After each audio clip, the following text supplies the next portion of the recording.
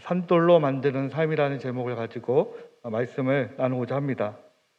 베드로전서 2장, 오늘 우리가 읽은 베드로전서 2장 1절에서 10절까지의 말씀은 그리스도인의 개인의 삶, 거룩한 삶에 대해서 우리에게 전해주고 있습니다. 그리고 11절 이후는 그리스도인 공동체의 거룩한 삶에 대해서 또 우리에게 전해주고 있는 말씀이기도 합니다. 오늘 2장 1절 말씀에 이런 단어들이 나옵니다. 모든 악의, 기만, 위선, 시기, 비방하는 말을 버리라고 말씀하고 있습니다. 그런데 그 앞에 어떤 단어가 나오냐면 그러므로라는 단어가 나오고 있습니다. 그러므로라는 것은 어떤 이야기의 결과로서 우리가 이렇게 이야기를 하고 있는 것이죠. 그래서 1장 22절에서 25절 말씀을 제가 볼 터인데 1장 22절에서 25절 말씀을 통해서 그러므로 우리는 악의와 기만과 위선과 시기와 온갖 비방하는 말을 버리라고 말씀하고 있는 것입니다. 베드로전서 1장 22절에서 25절 말씀을 제가 한번 읽어보도록 하겠습니다. 너희가 진리를 순종함으로 너희 영혼을 깨끗하게 하여 거짓이 없이 형제를 사랑하기에 이르렀으니 마음으로 뜨겁게 서로 사랑하라. 너희가 거듭난 것은 썩어질 씨로 된 것이 아니요 썩지 아니할 씨로 된 것이니 살아있고 항상 있는 하나님의 말씀으로 되었느니라.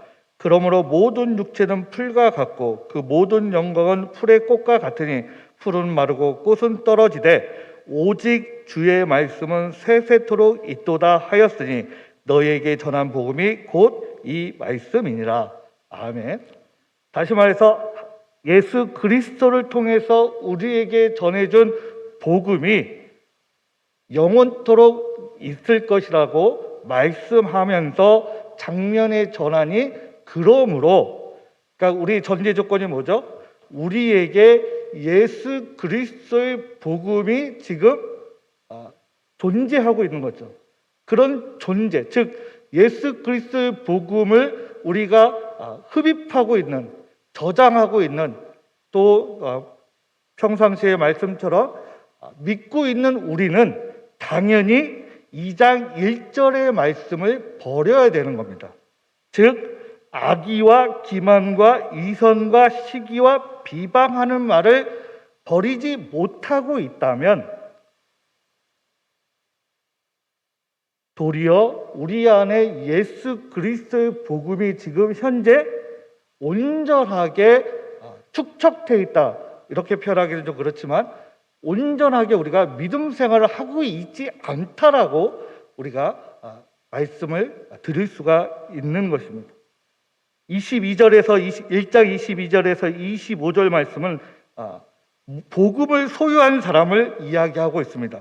그래서 복음을 소유한 사람은 진리에 순종하고 하나님의 말씀에 순종하고 우리 영혼이 거룩하고 깨끗하고 거짓이 없고 정의로우며 형제를 서로 사랑하고 서로를 뜨겁게 사랑하고 그리고 썩어질 것을 구하는 것이 아니라 썩지 아니할 것을 구하는 것이 바로 영원한 말씀을 소유한 사람의 모습이라는 것이죠.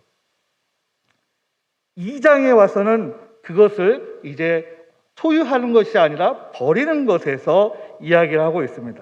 그러면서 버릴 것을 이야기하면서 그러면서 반대로 사모할 것을 말씀하고 있습니다. 모든 악의, 모든 기만, 위선, 시기, 온갖 비방하는 말을 버리고 무엇을 사모하라? 예수 그리스도의 복음을 소유한 우리가 그런 것들을 버리고 어떤 것을 사모하라고 성경은 말씀하고 있지요. 뭐라고 말씀하고 있습니까? 순수하고 신령한 젖을 사모하라고 말씀하고 있습니다. 여기에서 사모하라는 단어는 어떻게 보면 우리가 이렇게 번역되어 있지만 사실은 우리에게 다가오는 어떤 강도는 조금 걸러져서 다가오는 것이죠. 원어의 뜻은 어떻게 표현되어 있냐면 갈망하다로 되어 있습니다. 갈증을 느끼다. 그리고 갈망하다는 것을 우리가 저것을 성취하지 않으면 안 되는 정도로 아주 강한 집념을 이야기하는 것이 바로 사모하다라는 표현을 우리가 기록되어 있죠. 근데 우리 본문에는 사모하라고 되어 있지만 사실 원어의 뜻은 갈증을 느끼다, 갈망하다라고 우리가 이해하면 좋을 것 같습니다. 그러니까 하나님께서는 베드로전서를 통해서 순수하고 신령한 젖을 갈망하라고 했습니다. 젖하면 우리 아기들을 이야기할 수 있죠. 저도 우리 아이가 3명 있습니다. 그래도 우리 아이들은 감사하게도 분유를 거의 먹이지 않고 분유를 한 통 정도만 사고 다 하나님이 주시는 은혜로 젖으로 잘 키웠습니다. 우리 아빠들은 잘 몰라요. 아이들을 키워도, 저 역시도 키워도 잘 모르지만 우리 엄마 되시는 우리 성도님들은 아이들을 키우는 것에 대해서 잘 알고 계실 것이라 생각되어집니다. 아이들이 아기 때 6개월 미만의 아이들과 6개월 이상의 아이들의 젖병의 구멍의 개수가 틀립니다. 남자분들은 알고 계신가요? 다 똑같은 젖병이라고 이해할 수 있겠는데 젖병의 구멍과 구멍의 개수와 구멍의 크기가 차이가 난다고 이야기합니다. 6개월 미만의 아이들은 보통 2개의 구멍 또는 많게는 3개의 구멍으로 되어 있는데 그 밀착력이 더 강합니다. 그리고 6개월 이상의 아이들에게는 젖병의 구멍이 3개나 4개 정도로 되어 있고 그 6개월 미만의 아이들보다 구멍의 그 강도가 접착력이 약하다라고 이야기합니다. 왜냐하면 이 갓난 아이들은 그 엄마의 젖을 빨던 젖병의 젖을 빨던 온몸에 힘을 줘가면서 젖을 빨죠. 젖병을 빱니다. 그냥 대충 우리가 커피를 마시는 것처럼 빨대에 빨아서 먹는 그런 힘의 강도가 아닙니다. 머리부터 발끝까지 온 힘을 줘가면서 엄마의 젖과 그 우유 젖병을 힘있게 그리고 엄청난 집중력으로 그 젖병을 빨죠. 그 아이들은 그렇지 않으면 삶과 죽음에 놓이는 것이죠. 그 아이들은 그렇기 때문에 하나님 주시는 그 본능으로 온 힘을 다해서 젖병을 온 힘을 다해서 빨아서 에너지를 축적하게 됩니다. 그러면 아이들이 온 힘을 주면 어떻게 되죠? 그 젖을 먹거나 우유를 먹게 되면 이마에 땀이 많이 흐르고 온몸에 땀이 흐르게 되는 것이 아기들의 현상이기도 합니다. 오늘 왜 신령한 젖이라고 표현했을까요? 다시 말해서 거듭난 그리스도인이라면 갓 태어난 아기와 같다고 이야기하고 있는 것입니다. 거듭난 그리스도인이라면 이제 갓 하나님을 예수 그리스도를 성령 하나님을 나의 하나님으로 고백한 이들이라면 지금 오늘 본문에서 얘기한 2장 1절의 것을 버리고 그리고 순수하고 신령한 젖을 사모하라, 갈망하라, 요구하라, 먹어라라고 말씀하고 있는 것입니다. 갓난아이는 젖을 먹어야 하죠. 먹지 않으면 죽습니다. 다른 것을 먹을 수 없습니다. 오직 그것을 먹기 위해 지금의 순간을 보내고 있습니다. 말씀으로 태어난 우리는 지금 먹어야 합니다. 먹지 않으면 아기와 같이 자라지 않고 병들게 된다는 것이죠. 말씀을 듣지 않으면 우리는 병들게 되는 것이 그리스도입니다. 혼자서 생활하는 그리스도인이 아니라 하나님의 말씀을 들음으로 인해서 우리의 생존이 이어지고 그리스도인으로서 우리의 삶이 영위할 수 있다는 것이죠.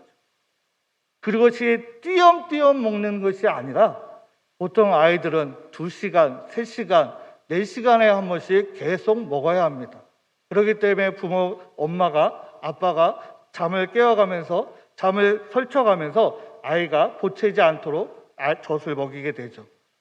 그와 마찬가지로 우리는 끊임없이 하나님의 말씀을 보채고 두드리고 그리고 지속적으로 말씀을 들으려는 우리의 노력이 있어야 한다는 것이죠.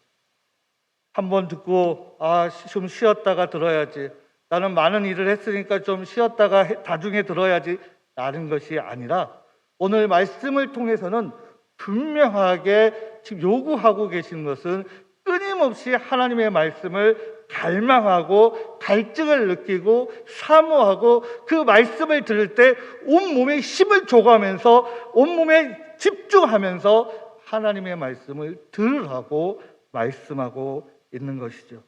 그래야지 아이가 자라는 것처럼 우리의 신앙이 자랄 수가 있는 것입니다. 그렇지 않으면 그 아이가 자라지 못하고 병드는 것 같이 그리스도인은 우리는 온전하게 성장하지 못하고 성숙하지 못하고 그리고 구원의 길에서 벗어날 수밖에 없다라는 것입니다. 그 아이들에게 그 분유를 타줄 때 그 엄마는 어떤 마음으로, 그 부모의 마음은 어떤 마음입니까? 저도 모르게 젖병을 몇 번 타보지는 않았지만 나도 모르게 뜨거운 물에 그 분유와 뜨거운 물을 섞어가면서 저도 모르게 그 아이가 뜨거울까봐 제 손등에 어디서 본 건 있어가지고 그 젖병에서 우유를 떨어뜨리는 제 본능적으로 나타나는 저의 모습이기도 합니다. 하물며 하나님께서 우리에게 주시려는 그 말씀의 그 방법이 우리 각자에게 우리가 원하지는 않더라도 하나님께서 우리 각자에게 요구하시고 주시려고 하는 그 뜨거운 하나님의 은혜와 사랑을 우리는 알 수가 없지요. 대부분 알 수가 없습니다. 어떻게 아이가 엄마가 고생해서 우유를 타주고 또 그것을 입에 물어주고 그것을 어떻게 알겠습니까? 엄마가 젖이 탱탱 불어서 고통스럽고 아프고 또 잘못 아이를 처음 키워봐서 아이를 안아서 그 빠는 것이 잘못 빨아서 또 피멍이 들고 피고름이 터지고 그런 방법들이 다양하게 있지 않습니까? 그런 고난의 과정들이 있지 않습니까? 또 젖이 안 나와서 그것을 마사지하는 데 가서 그 모든 고통을 감수하면서 그 마사지를 받아가서 그래서 그 젖을 통해서 아이에게 더 많은 영양분을 공급하려는 엄마의 사랑을 그 아이가 어떻게 알겠습니까? 하나님께서도 예수 그리스도께서도 우리가 모르는 가운데 그와 같은 고통을 지금 우리를 위해서 그런 과정을 밟고 있다는 것이죠. 우리 하나님께서는 이 신령한 젖을 먹이라고 말씀하고 있습니다. 순수하고 신령한 젖, 이거와 같이 우리에게 와닿는 것이 무엇가 있겠습니까? 요즘은 와서는 아이를 키우는 게 IT 기기를 사야 된다고 이야기를 합니다. 이제 흔들어주는 것도 자동이고 세게 흔들어주기도 하고 자동으로 흔들어주기도 하고 또 분유도 스위치만 넣으면 온도도 맞춰주고 그 분량도 맞춰서 자동으로 믹서까지 해주고 또 그것도 안 되면 이제 인스턴트 같이 병에 든 것을 따가지고 그것을 데펴서 주기만 하면 요즘은 아주 편리한 시대에 살고 있습니다. 그럼에도 불구하고 아이를 위해서 그 아이가 먹는 것을 보고 그 젖을 먹일 때 그 고통스러운 걸 감수하면서도 불구하고 그 아이에게 그 젖을 먹이려는 부모의 마음이 바로 예수 그리스도의 마음을 우리에게 비교하고 또 비유를 통해서 우리에게 전해주고 있습니다. 우리가 하나님의 말씀을 통해서 예수 그리스도를 통해서 성령 하나님을 통해서 거듭났고 그 거듭난 자는 분명하게 순수하고 신령한 젖을 사모하라고 말씀하고 있습니다. 어떤 아이에게 엄마가 젖을 타는데 거기다 설탕을 넣어줄 것이며 누가 거기에 소금을 넣어줄 것이며 누가 그에게 악한 것을 넣어주려는 부모가 어디 있겠습니까? 순수하고 신령한 젖을 사모해서 우리가 그것을 사모하는 마음으로 나아갈 때 하나님께서 주시는 은혜가 가득할 것이라 간절히 소망합니다. 그를 통해서 우리는 자라는 것을 통해서 이제 산돌을 만나게 됩니다. 이 산돌은 정확하게 번역하기는 어렵지만 살아있는 돌, 또 산돌이라고 표현되기도 합니다. 그래서 이 베드로전서 2장 5절 이하를 통해는 건축자의 이야기가 나오기도 합니다. 우리가 보통 성경의 말씀 속에 모퉁이 돌이라고 이야기를 많이 들어보셨을 것입니다. 설교를 많이 들었을 것인데, 이 모퉁이 돌이라는 것이 우리가 생각하는 어떤 이 모서리에 있는 돌이라고 이해할 수도 있습니다. 물론 과거에는 그렇게 이해한 적도 있습니다. 근데 이 모퉁이 돌을 신약 성경에서 모퉁이 돌 또는 머릿돌로 되어 있는데, 이사야서 28장 16절에는 이렇게 기록되어 있습니다. 그러므로 주 여호와께서 이같이 이르시되 보라, 내가 한 돌을 시온에 두어 기초를 삼았노니 곧 시험한 돌이요 기이하고 견고한 기초 돌이라. 그것을 믿는 이는 다급하게 되지 아니하리로다. 아멘. 사도행전은 이렇게 표현되고 있습니다. 이 예수는 너희 건축자들이 베드로전서죠. 이에는 너희 건축자들이 버린 돌로서 집 모퉁이의 머릿돌이 되었느니라. 우리가 신약성경에서는 모퉁이돌 또는 머릿돌로 우리가 이해할 수 있는데, 기초돌로 이해하는 게 더 좋을 것 같습니다. 다시 말해서 그 돌을 통해서, 이 돌을 통해서 모든 집의 기준이 되는 것이죠. 그리고 그 시작이 되는 것입니다.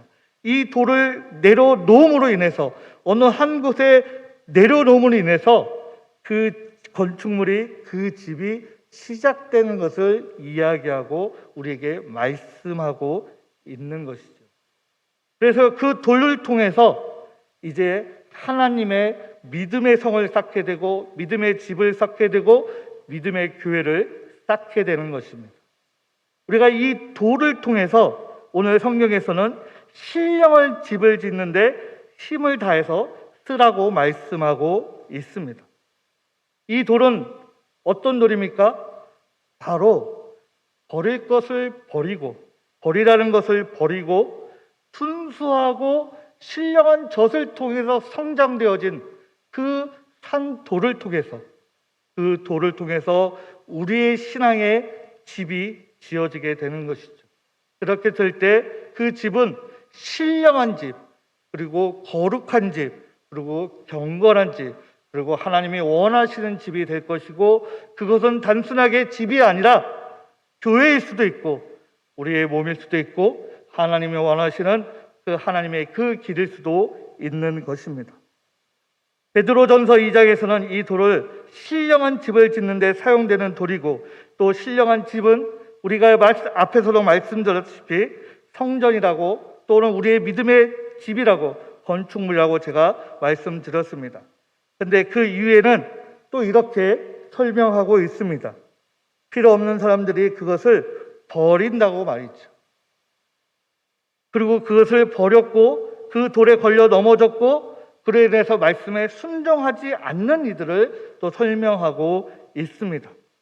하지만 그 돌을 귀하게 여기면 택하신 족속이 되고 왕같은 제사장이고 거룩한 나라이며 하나님의 소유된 백성이 된다라고 말씀하고 있습니다.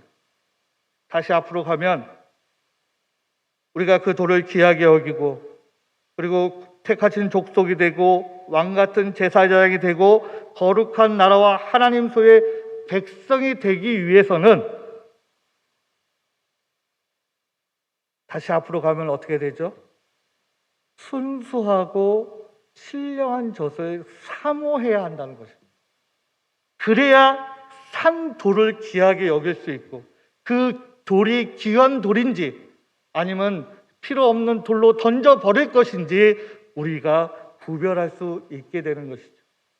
신령한 돌 또는 살아있는 돌을 우리가 귀하게 여기게 되면 그 돌이 우리를 넘어뜨리게 하고 우리를 절망하게 하고, 그 돌에 우리가 넘어지는 것이 아니라 예수 그리스도의 여호와 하나님의 택하신 족속이요 왕같은 제사장이요 거룩한 나라요 하나님의 소유된 백성이 된다라고 말씀하고 있는 것입니다. 그렇지 않았을 때, 즉 이 산도를 우리가 귀하게 여기지 않았을 때는 성경은 오늘 이렇게 말씀하고 있습니다. 하나님의 백성이 아니었다라고 했죠. 그리고 궁일함을 자비를 입지 못한 사람이라고 설명하고 있습니다. 다시 말해서 지금 그 산도를 귀하게 여기는 여러분과 저는 하나님의 백성이요 왕 같은 제사장이요 하나님의 소유된 백성이라고 오늘 베드로전서는 우리에게 말씀하고 있는 것입니다. 과거에 우리가 산도를 몰랐을 때는 하나님의 백성이 아니요 궁휼함을 입지 않은 백성이었다면 지금은 그분의 백성이요 하나님의 궁휼함을 입는 궁휼함을 받는 백성이라고 우리에게 말씀하고 있는 것입니다. 우리는 지금 여러분은 저는 어떤 도를 지금 가져가고 있습니까? 아니 하나님이 주신 그 산도를 나의 장애물이라고 여기고 계십니까? 아니면 그 도를 통해서 그 믿음을 통해서 하나님이 주시는 은혜를 통해서 지금 나는 택하신 족속이 되고 왕 같은 제사장이며 거룩한 나라의 하나님이 소유된 백성이라고 살아가고 계십니까? 베드로는 이렇게 말씀하고 있습니다. 7절 말씀에 그러므로 믿는 너희에게는 보배이나 믿지 아니한 자에게는 건축자들이 버린 돌이 모퉁이 머릿돌이 된다라고 이야기하죠. 여러분은 어떤 돌을 지금 세워가고 있습니까? 이 기초돌은 다시 말해서 정확하게 조금 더 세밀하게 설명드리면 출발점이라고 이야기할 수 있습니다. 시작이죠. 건축의 시작이고 그 집의 시작이고 모든 것의 시작이라는 것을 우리에게 얘기할 때 지금 이 돌을 통해서 우리의 신앙이 쌓아가고 있는 것입니다. 우리는 어떤 돌을 쌓아가고 있습니까? 내가 원하는 돌로 쌓아가고 있습니다. 하나님이 주시는 신령하고 순수한 젖을 통한 그 돌을 쌓아가고 있습니까? 물론 우리가 어느 방향으로 가다 보면 어려움을 겪을 수 있습니다. 어떤 방향으로 가면 또 어려움을 겪을 수 있습니다. 하지만 중요한 것은 다시 하나님 앞에 나아가서 우리가 하나님의 순수하고 신령한 젖을 얼마나 더 사모하는지를 하나님께 나아갈 수 있기를 간절히 소망합니다. 우리가 그 신령한 젖을 그리고 순수할수록 하나님께서 우리에게 주시는 은혜가 더 큼을 믿으시기 바랍니다. 그게 하나님이 주신 은혜의 시발점이고 시작이고 출발점이고 그리고 그것이 하나님이 우리에게 요구하시는 말씀이기도 합니다. 그렇게 될 때 우리는 하나님의 택하신 족속이 될 수 있습니다. 우리가 보통 예수 그리스도를 직업을 뭐라고 생각하십니까? 목공이라고 생각하실 때가 많이 있을 것입니다.